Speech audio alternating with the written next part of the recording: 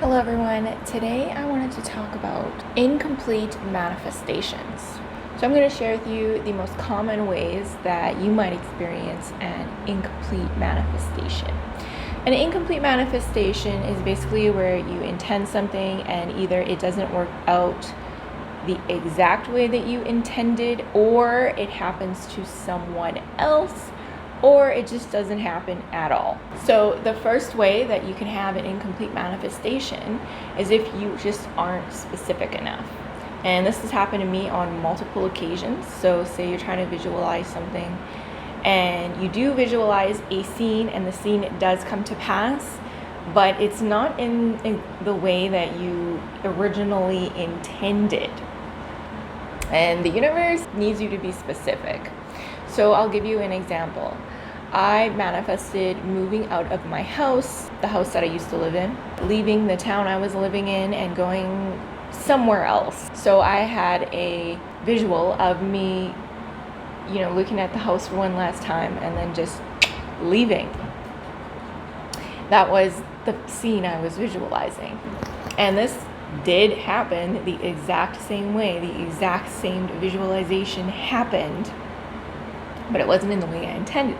The way that I thought would happen was I would start making all this money online, and I'd have all this money and be successful, and then I would have the freedom to leave the house I was in and move to wherever I wanted to move in the country.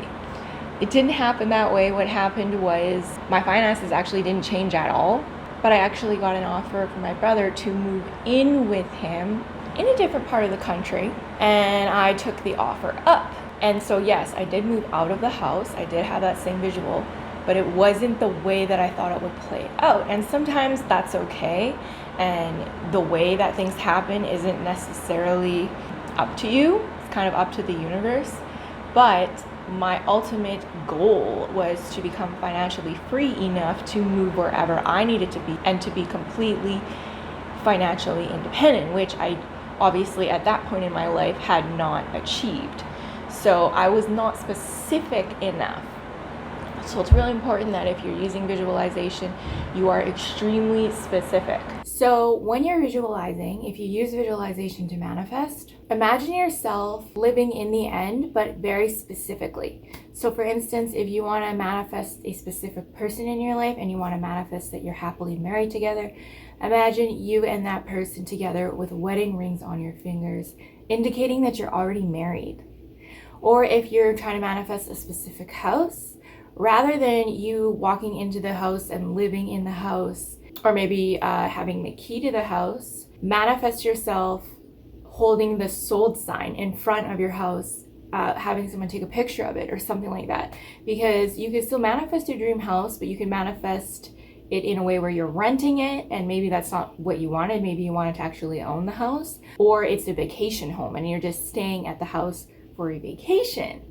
So for you to actually, manifest you owning the house, sold, pretty specific. I don't think there's any way the universe would misinterpret that. Or you can imagine yourself signing the deed to this house. So your name on a house deed. The next way that you can sort of have an incomplete manifestation is if you're trying to manifest something in your life and someone else in your life ends up manifesting it because you were trying to manifest it for yourself.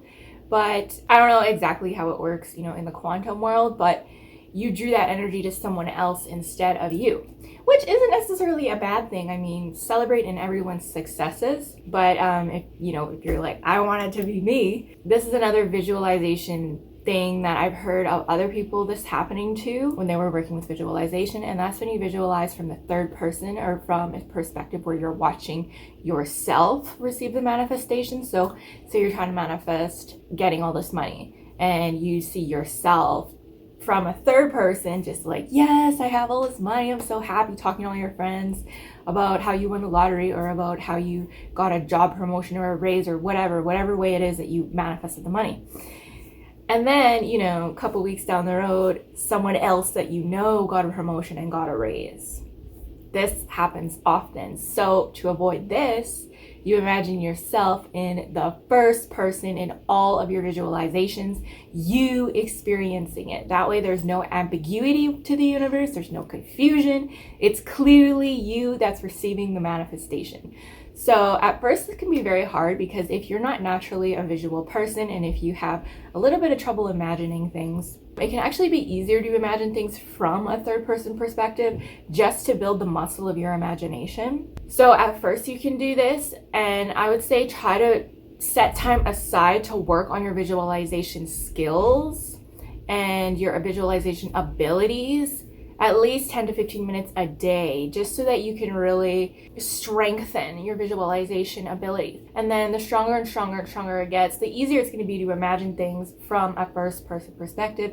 And you will be amazed at the detail that you can imagine, the color, the sensations, the smells, the taste, the touch. Make it like a very immersive experience as much as you can. And the last way that you can have a failed manifestation is if you just try to manifest something and literally nothing happens. So there could be several reasons for this. It could be that it's just divine timing and for some reason your manifestation is delayed. My answer to that is the universe knows when you're supposed to receive the manifestation. Trust in the timing of the universe, and you wanting and pushing and pressuring for your manifestation to come to you now is just going to repel it, and it's going to make it longer, more delayed, or you just won't receive it because again you're in the wrong energy. So if your manifestation has not come to you, maybe you're just not in the right energy, and you have to go about aligning to the energy of your manifestation and work on that more. Work on aligning more on a day-by-day basis. Remember, manifestation and working with the law of attraction is very much so a process, especially in this 3D realm. It's very dense here, it's very heavy. Your thoughts are not necessarily instantaneous like they are in higher dimensions.